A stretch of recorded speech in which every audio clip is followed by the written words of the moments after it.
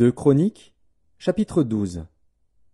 Lorsque Roboam se fut affermi dans son royaume et qu'il eut acquis de la force, il abandonna la loi de l'Éternel, et tout Israël l'abandonna avec lui. La 5e année du règne de Roboam, Shishak, roi d'Égypte, monta contre Jérusalem, parce qu'ils avaient péché contre l'Éternel. Il avait 1200 chars et 60 000 cavaliers. Et il vint d'Égypte avec lui un peuple innombrable, des Libyens, des Sukkiens et des Éthiopiens.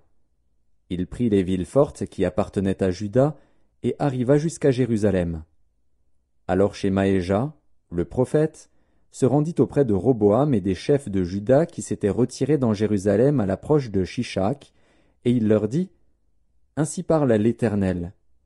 Vous m'avez abandonné, je vous abandonne aussi, et je vous livre entre les mains de Shishak.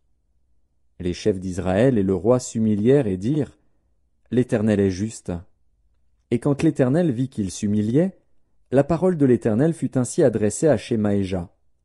Ils se sont humiliés, je ne les détruirai pas, je ne tarderai pas à les secourir, et ma colère ne se répandra pas sur Jérusalem par Shishak. Mais ils lui seront assujettis, et ils sauront ce que c'est que me servir ou servir les royaumes des autres pays. Shishak, roi d'Égypte, monta contre Jérusalem.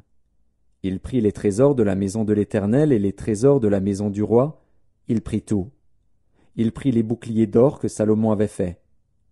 Le roi Roboam fit à leur place des boucliers d'airain, et il les remit aux soins des chefs des coureurs, qui gardaient l'entrée de la maison du roi.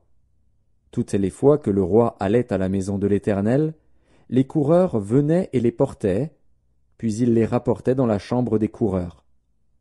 Comme Roboam s'était humilié, l'Éternel détourna de lui sa colère et ne le détruisit pas entièrement.